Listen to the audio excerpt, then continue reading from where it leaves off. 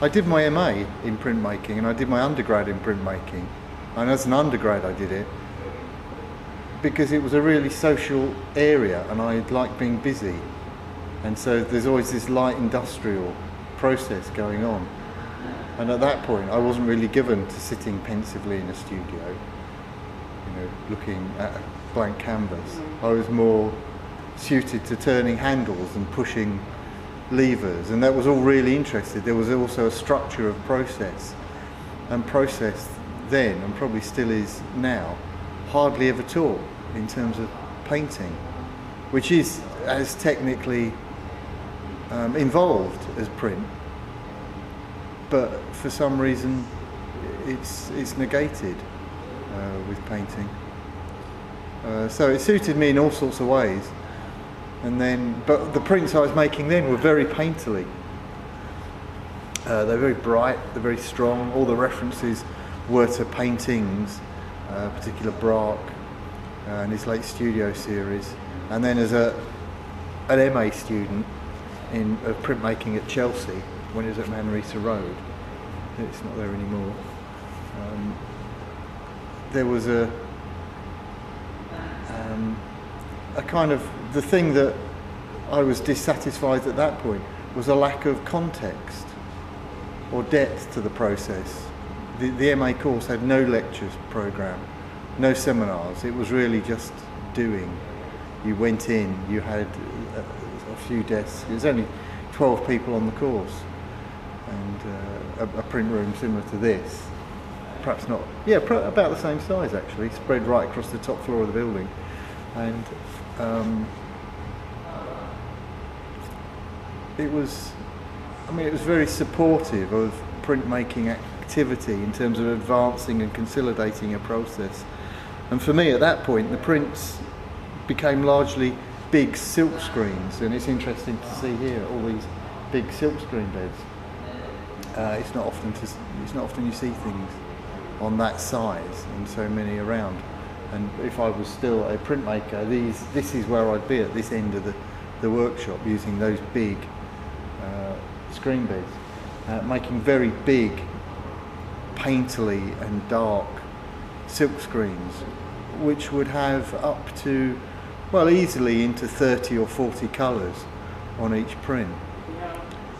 So they were very involved, and they were all made by hand processes onto producing large transparencies, drawing directly onto drafting film with black crayons, or painting onto them with anything really that's opaque enough to stop ultraviolet light, then making photo stencils from those, and then layering all of those things on top of each other. So the prints were these kind of very dense surfaces of different types of mark, all playing on top of each other, and a mixture of transparencies and more opaque inks as I kind of got to the top levels. And all of this, I now realise, was really a preparation for making paintings later on. So this was kind of in the mid-80s, but by the late 80s I was a fully fledged painter really, and I left my MA, and then I went and worked as an editioning silkscreen printer at a studio that still exists called Coriander. I think maybe the only one in the country now that uses oil-based ink still. Everyone else has gone clean, and I think Brad Fain is still there running it. It's well pickled maybe, or just, it's like it's in formaldehyde. I did look at his website a while ago to see what's happening there. The sense of kind of the past, what happened where I used to be, and it was kind of quite disturbing, because when I was there we used to deal with a lot of very interesting artists would come in, and my job initially was to help them translate their images, usually paintings, into silkscreen prints. Coriander only did silkscreen. And it was a really interesting time, but looking back at their recent website, they're just producing a lot of kind of not particularly credible or interesting work, it's all kind of tied up with Christie's contemporary print, and they're just making like editions of 400 and 500 things to sell to motorway service stations and hotel chains. You know, quite some astonishingly awful work. But I'm sure they still have good artists coming through, you know, doing interesting stuff. But it's obviously not where the bulk of the money is. So the market has changed. So I did that for a bit. Then after that, I started to get into teaching printmaking, essentially. In the first instance at the Slade postgraduate print school. I was there for a bit. Then I started also teaching at Manchester, and then also at Staffordshire, and then was doing odd bits and pieces all over the place, really. I was living in London and had set up a silkscreen printing bed of that kind of size in my studio in Brixton, and did occasionally sleep on it, interestingly, which was a nice conversion. So I was teaching printmaking, I was making prints, I was kind of very active in, you know, what was a kind of a fairly small world of printmakers in the country, and there was things like the Bradford Print Biennale and various art schools around the country that were kind of very interested in print, and they've diminished. There's far fewer of them now.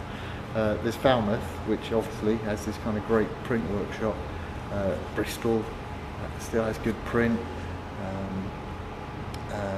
and a number of other places. Where else could I think of them? Glasgow. I don't know if that was caught in the fire or not. It's becoming an expensive thing, and it's kind of hazardous and it's dangerous. So lots of universities are just bailing out of their print rooms. And I think even in London, UAL, they've kind of come down to one kind of big print facility now, rather than it being spread around the various art schools. So it's an endangered process. But at that time it was a small world, but not as small as it was now. And so I was making bigger and bigger prints. Prints were rather like your woodcut over there. I was making big woodcuts, but they were kind of 8 foot by 4 foot. Once again with many different colours on them, up to like 10, 15 prints. And so I was kind of cutting on both sides of large sheets of shuttering ply and stuff like that, and printing over and over. But also printing, rather like you are doing here, onto painted backgrounds. You're kind of, which I find interesting, you because you're in this room, you're not painting directly onto the paper. What you're doing is you're painting onto a bit of metal, and then you're pushing the paper onto it, and then off.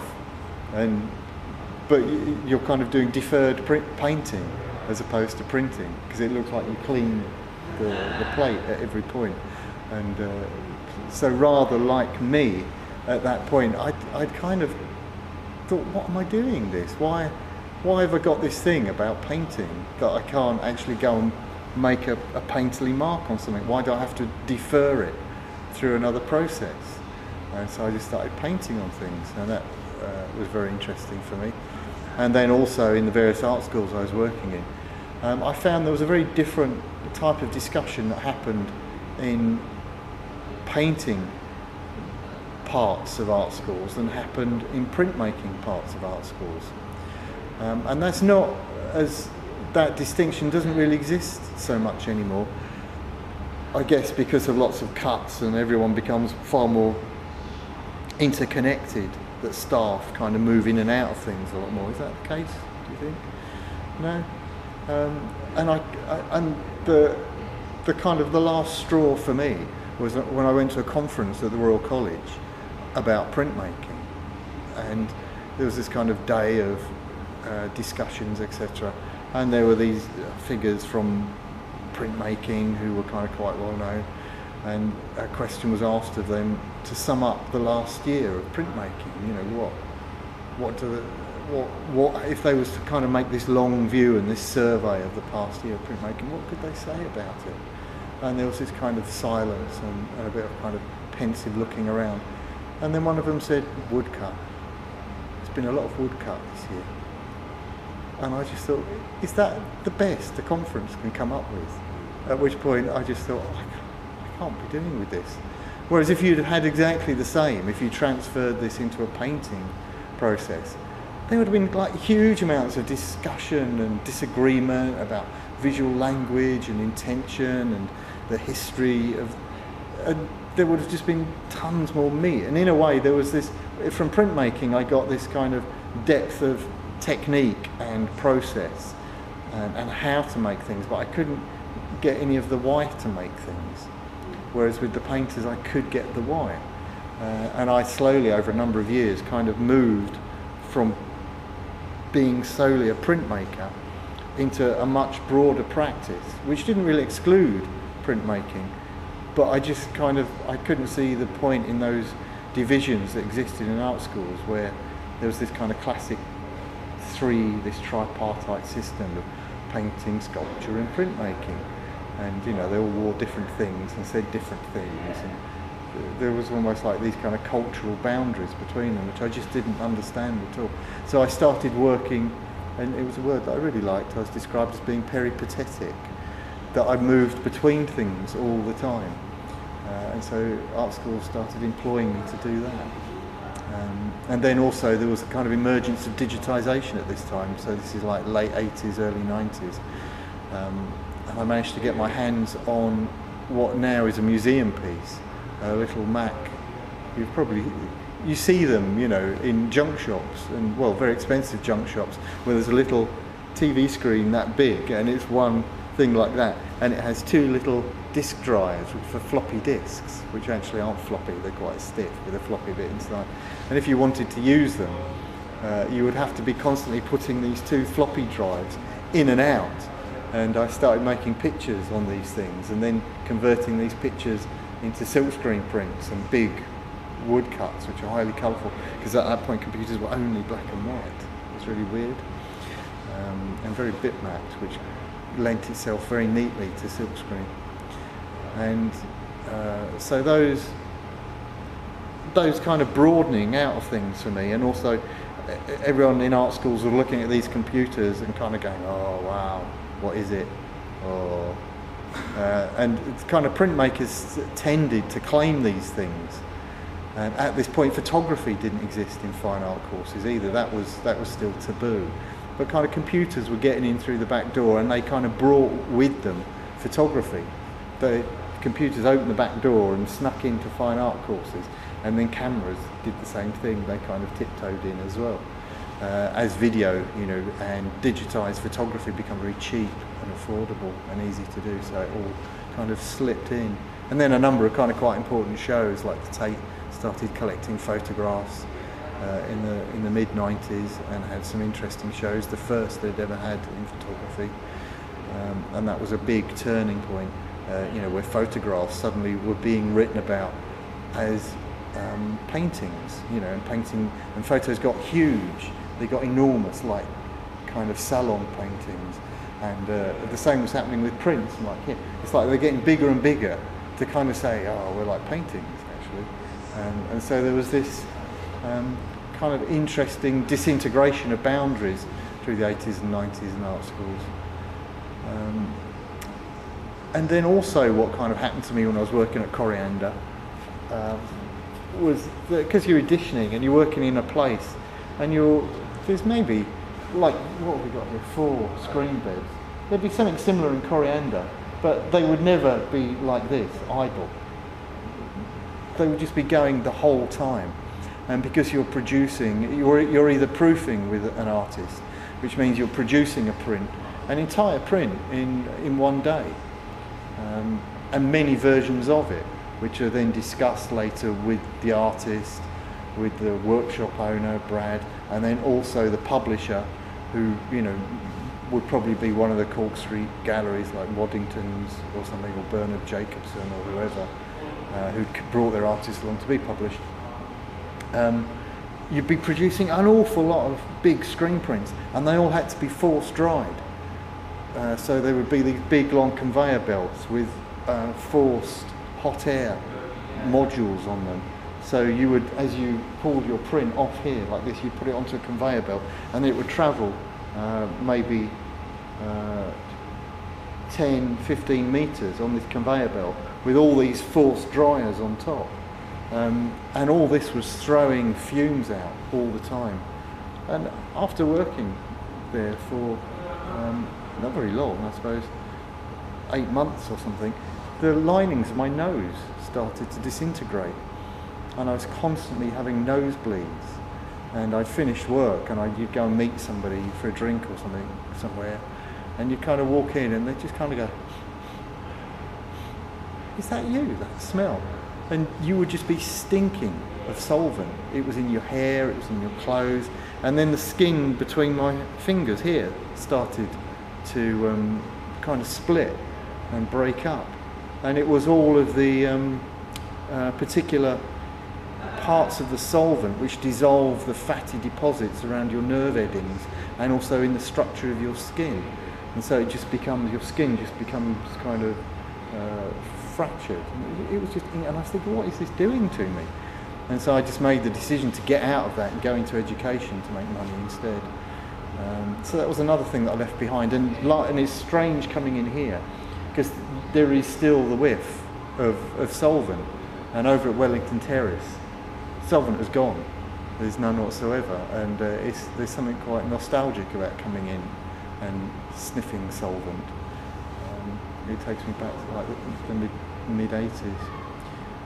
But anyway, then, as I say, by the 90s, I did a Henry Moore fellowship in printmaking, because Henry Moore, quite interestingly, was very engaged in not only sculpture but making prints, and to a lesser degree paintings and lots of drawings. And very nice that he was. When he died, he was filthy rich, and he just put all this money into bequest, which meant that every year a number of artists could go and study somewhere, and you'd get paid. When I did it, it was £10,000 a year tax-free, and I think it's gone up now. It might be something like 14 a year now with inflation. And so I had some time, and Hull University were nice enough to host me, and so I would just go there most of the week, and I'd have cash and I would just make prints, big silkscreen prints. But I also started painting at that point, so I was teaching a lot in art schools in this peripatetic mode. So I was making paintings and drawings, and I was making computer work. And then as it kind of evolved through the late 20th century, the last kind of decade, I just did less and less printmaking. So it's so difficult to do in terms of, you need solvents, you need machines, you need all these things. You can make prints on your kitchen table quite easily, little woodcuts and stuff, but even then I was thinking, why am I putting this thing in between? Why am I mediating it when I can just go and make the mark on top of something? And so I kind of left it behind me. But then when I was making paintings, they were really informed by the way that I used to make these very painterly prints. And I was making paintings and thinking of them in terms of these layers that were going on top of each other and were drying and interacting in different ways through different levels of transparency and opacity.